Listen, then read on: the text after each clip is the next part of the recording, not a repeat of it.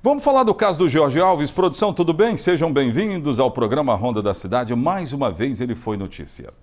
Mais uma vez, Jorge Alves voltou à cena.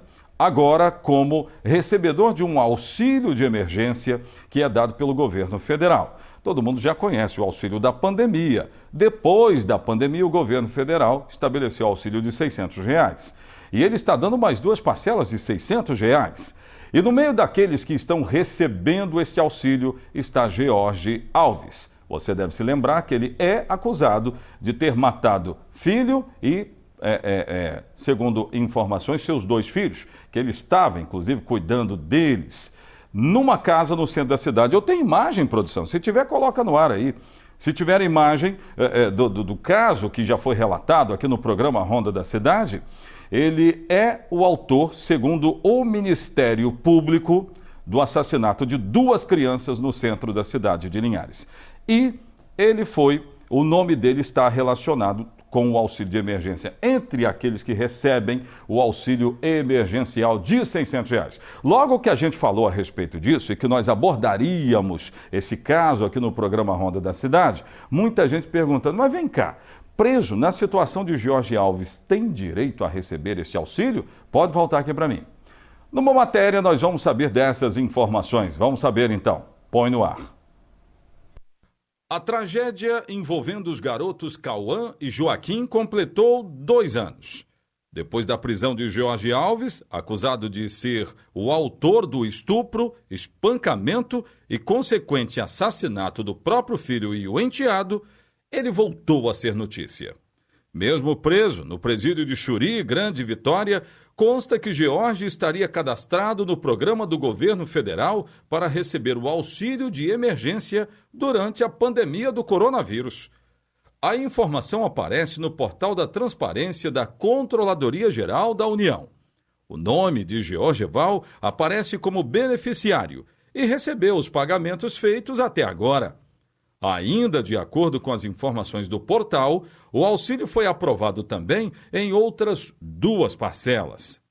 Pela lei, os presos que estão em regime semiaberto e aberto, cumprindo requisitos do auxílio, têm direito a receber o benefício, desde que outros familiares não estejam recebendo o auxílio reclusão. Caso não tenha tido acesso a computadores para se candidatar ao recebimento do auxílio, uma hipótese é de que outra pessoa poderia ter usado os documentos de Jorgeval, o que seria crime de estelionato e falsidade ideológica, cuja pena prevista vai de 1 a 5 anos, dependendo da situação. O crime que levou Jorgeval Alves para a cadeia aconteceu em 21 de abril de 2018, na residência onde a família morava. Dados da perícia técnica confirmaram que as crianças foram espancadas, estupradas, assassinadas e tiveram os corpos queimados.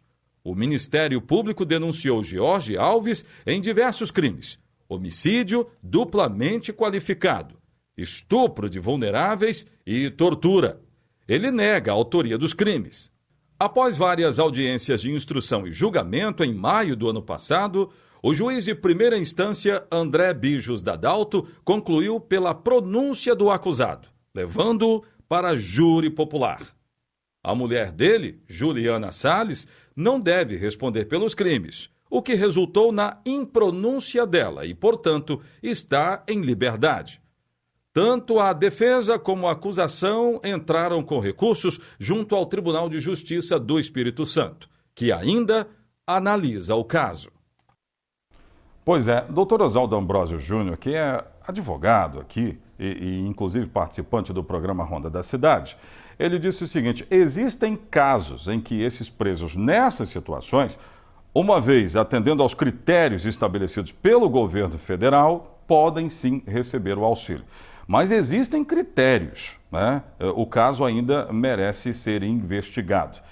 Não tem nada definido sobre, nós sabemos o que aconteceu, porque Jorgeval está preso e ele não tem acesso a computadores. E aí tem a hipótese de alguém de fato ter utilizado os documentos dele, como já aconteceu com outras pessoas, inclusive.